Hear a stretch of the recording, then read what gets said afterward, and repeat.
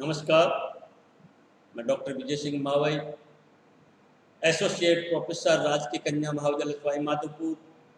आज BA part second के प्रश्न पत्र प्रथम के अंतर्गत समाहित शेष रहे टॉपिक रजिया सुल्ताना के बारे में अध्ययन करेंगे।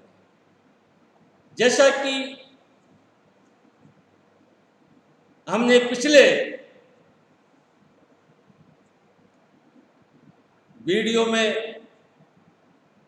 आपको बताया था कि रजिया सुल्ताना को दिल्ली सल्तनत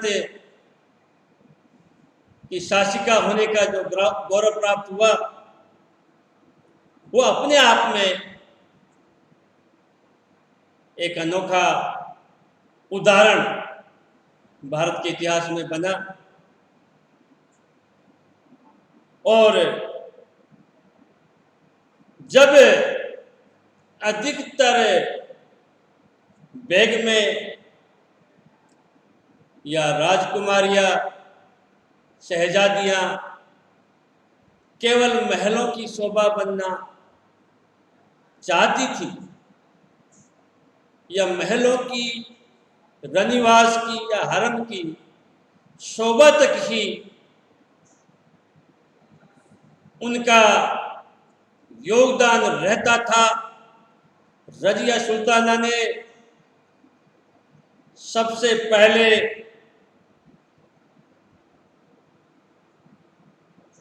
अपने पिता के साथ अस्त्र शस्त्र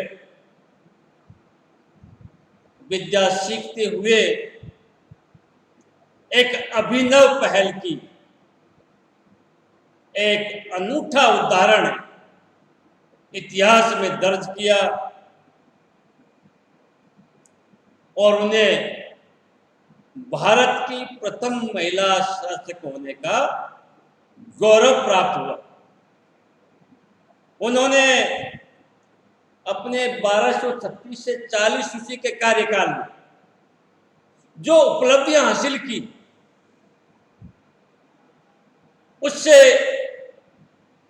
ये साबित होता है कि अगर उसकी कोई कमजोरी थी तो वो थी उसका महिला होना।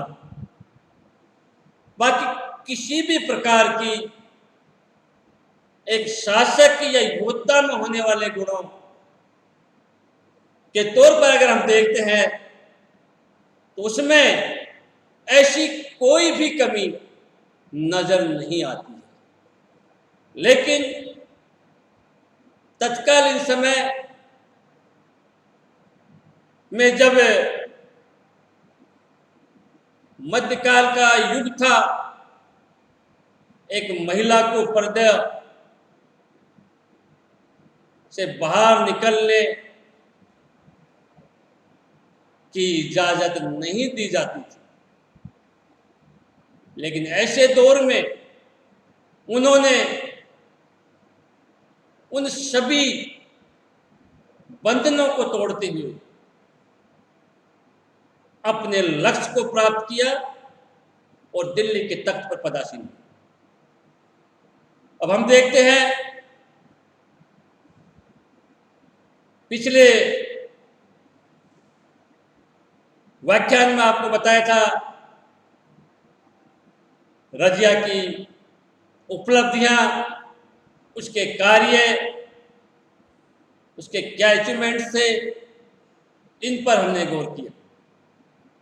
और हम ये देखते हैं कि ऐसी योग शासिका या सुल्ताना का पतन होने के पीछे किन कारणों का योगदान रहा, तो उन कारणों को हम रेखांकित करने का प्रयास करेंगे। तो रजिया के पतन के कारण का हम अध्ययन करेंगे कि क्या कारण रहे जिससे उनका पतन हुआ। उनमें हम सबसे पहले जो पॉइंट लेते हैं वह है अमीरों के स्वार्थ यानी दिल्ली सल्तनत के अंतर्गत आने वाले सभी प्रांतीय सूबेदार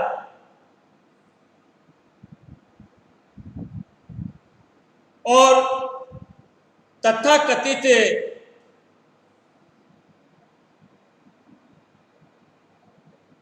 इस्लाम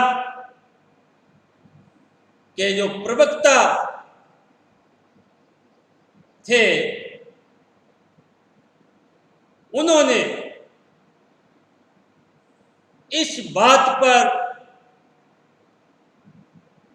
अधिक ध्यान दिया कि हम एक महिला के अधीन कार्य नहीं करेंगे। और जो सामंत थे, सूबेदार थे, वो चाहते थे कि दिल्ली के तख्त पर एक नाम मात्र का शासक हो और हम अपने स्वार्थों की पूर्ति करते रहे। लेकिन रजिया एक योग्य सुल्ताना थी, उसने अमीरों पर अंकुश लगा दिया था। अतः अमीरों ने मिलकर उनके खिलाफ संघर्ष किया। प्रारंभ में रजिया सफल रही, लेकिन एक संयुक्त सेना के सामने वह अधिक सामना नहीं कर पाई और इस प्रकार उनको पीछे हटना पड़ा और उन्हें बंदी बना लिया गया। बहराम शाह को दिल्ली के तख्त पर बिठा दिया गया। बाद में भी उन्होंने अलकुनिया से विवाह करके उन्हें दिल्ली के तख्त पर पदासीन होने का प्रयास किया, लेकिन नीति को यह मंजूर नहीं था और कुछ लुटेरों द्वारा उनका वध कर दिया गया। तो अमीरों के स्वार्थ के आगे भी या उनके स्वार्थ की वजह से भी उन्हें असफल होना पड़ा। और दूसरा जो बिंदु हम लेते हैं वह है रजिया का स्त्री होना, यानी उसके पतन में सबसे महत्वपूर्ण जो कारण होता है या हो सकता है वह है उसका स्त्री होना। यानी उस युग में तुर्क अमीर एक स्त्री के नेतृत्व को स्वीकार करना अपनी हेठी समझते थे, अपनी तौहीन समझते थे। चाहे स्त्री कितनी भी योग्य एवं कुशल शासिका क्यों न हो, लेकिन उनकी मानसिकता इस प्रकार की थी कि हम एक महिला के अधीन कार्य नहीं करेंगे। तो ये विचार, ये इस प्रकार के विचार या मानसिकता भी उसके पतन के लिए प्रमुख रूप से उत्तरदायी थी। और नेक्स्ट जो पतन का कारण हम मानते हैं वह है रजिया का मर्दाना रवैया। यानी रजिया ने परंपरागत पर्दे की प्रथा को त्याग कर और मर्दाना लिबास पहनकर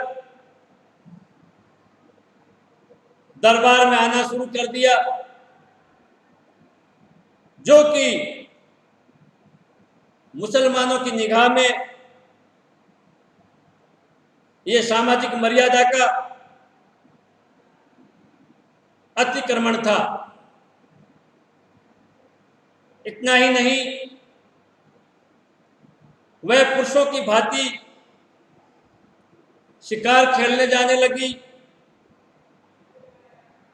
अपनी सेना का स्वयं संचालन करने लगी और युद्धों में भाग लेने लगी। उनकी इन हरकतों ने धर्मनिष्ठ कट्टर मुसलमानों और अमीरों को उसका जबरदस्त विरोधी बना दिया। और नेक्स्ट जो इसके पतन का कारण था वह है याकूत के साथ संबंध। एबिसीनिया निवासी हबशी याकूत के साथ रजिया के घनिष्ठ संबंध थे और यह भी उसके पतन के प्रमुख कारणों में से था। रजिया एक खूबसूरत युवती थी और प्रत्येक तुर्क अमीर उसे स्वीकार करने को लालायित था, परंतु एक गैर तुर्क को अपना स्नेह का भाजन बनाकर रजिया ने तुर्क अमीरों को नाराज कर दिया और उनकी ईर्ष्या को और अधिक भड़का दिया। सुल्ताना बनते ही रजिया ने याकूत को अमीर या आखुर पद पर नियुक्त किया। इससे तुर्क और नाराज हो गए और नेक्स्ट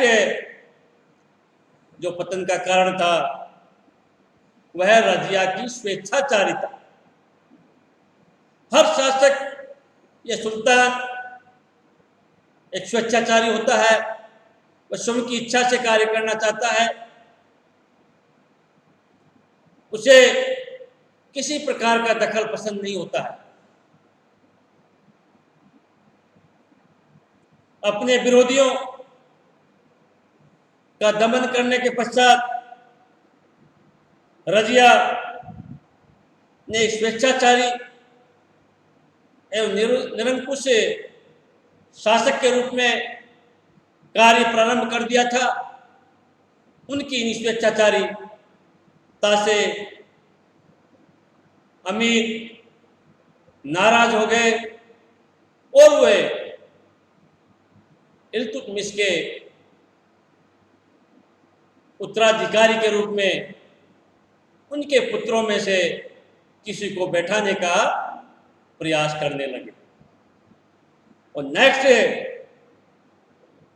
जो पतन का कारण था वह सामंतों की महत्वाकांक्षाएं,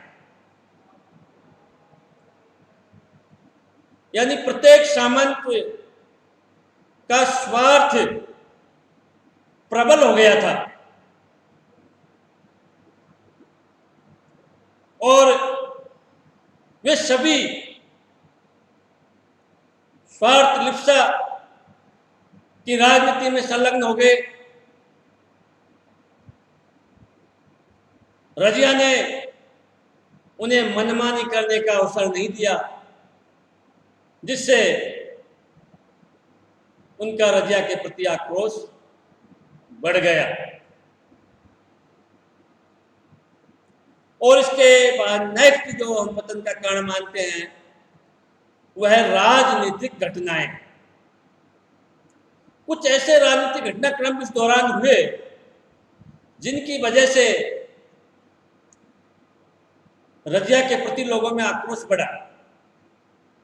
इनमें ग्वालियर और रणथंभौर का जो दुर्ग था,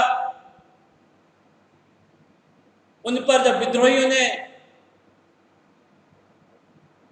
कब्जा करने का प्रयास किया तो रजिया ने उसके लिए कोई खास मजबूती का कार्य नहीं किया, उनका दमन करने में ज्यादा रुचि नहीं दिखाई, और इस प्रकार इन दुर्गों पर विद्रोहियों का कब्जा हो गया, जिससे अमीरों को या सामंतों को यह लगने लगा कि रजिया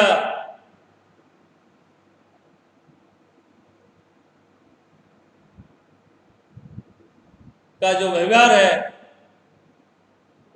वो एक राजा की विस्तारवादी नीति के अनुकूल नहीं है।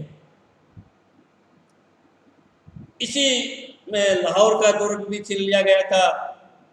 आज भी ऐसे कई घटनाक्रम हुए जिससे तुर्क सरदार ये सोचने लगे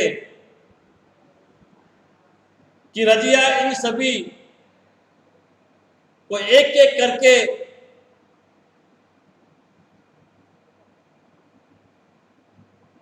समाप्त करना चाहती है, यानी सभी जो तुर्क सामंत थे उनको समाप्त करना चाहती है, समाप्त करना चाहती है। एक ऐसी धारणा उस समय प्रबल हुई और हमें सामंतों को मिटाने पर तुली हुई। अतः उन्होंने संगठित होकर रजिया को हटाने का फैसला किया ताकि उन्हें अपने स्वार्थों की रक्षा करने में कोई अड़चन न आए और एक ऐसे शासक को जो कि नाम मात्र का शासक हो दिल्ली के तख्त पर बिठा दिया जाए। तो इसी योजना और संयुक्त कार्रवाई का शिकार रजिया हुई और उन्हें अपनी सत्ता से हाथ धोना पड़ा और साथ ही उनकी ही लीला भी समाप्त हो गई। धन्यवाद।